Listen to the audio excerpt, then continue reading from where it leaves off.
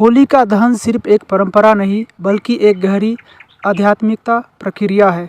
ओशो कहते हैं कि आत्मा की शुद्धि और नकारात्मक के अंत का प्रतीक है। लेकिन क्या आपने कभी सोचा है कि इसका वास्तविक अर्थ क्या है?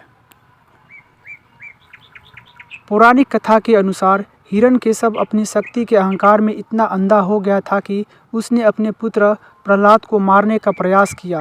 प्रहलाद भक्ति और सत्य का प्रतीक था और होलिका, जो कि आग में न जलने का वरदान प्राप्त थी, उसे जलने के लिए बैठी।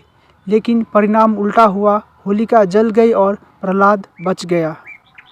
ओशो इस कथा का गहरा अर्थ समझाते हैं।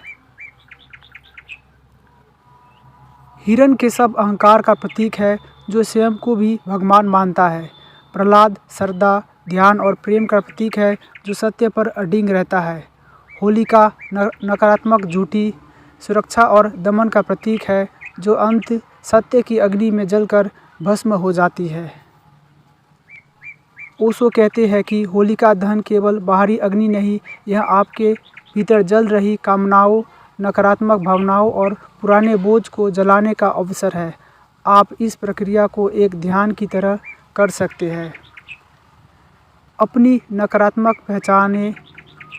इसे होलिका दहन पर सोचें कि किन बुरी आदतों, पुराने विचारों और नकारात्मक भावनाओं को आप छोड़ना चाहते हैं। अग्नि में संपूर्ण करें। प्रतीकात्मक रूप से उन नकारात्मक को एक कागज़ पर लिखें और होलिका की अग्नि में अर्पित करें। नए जीवन की शुरुआत करें। जब होलिका जल जाए तो संकल्प लें कि आप प्रेम, ध्यान और आनंद से भरे जीवन जिए। ओशो कहते हैं, जब झूठ जलता है तब सत्य खिलता है। होलिका दहन हमें यह सिखाता है कि आप अपने भीतर छिपे अहंकार, भय और नकारात्मक को समाप्त कर सकते हैं। यह सिर्फ एक परंपरा नहीं बल्कि आत्मशुद्धि का एक अद्भुत अवसर है। होलिका दहन हमें बताता है कि हर अंत के बाद एक नई शुरुआत होती है। जब आप अपने भीतर के नकारात्मक तत्व को जला देंगे तो जीवन में प्रेम, आनंद और ध्यान के रंग भर जाएंगे।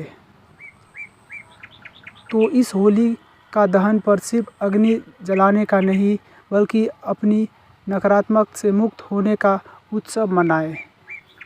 अगर आपको यह वीडियो पसंद आया हो तो लाइक करें, कमेंट करें और हमारे चैनल बिजनेस आइडिया को सब्सक्राइब करें। हम आपको ओशो और अध्यात्म से जुड़े और भी गहरे रहस्य से परिचित करते रहेंगे। आप सभी को ध्यान, प्रेम और रंगों से भरी होली का शुभकामनाएं। धन्यवाद।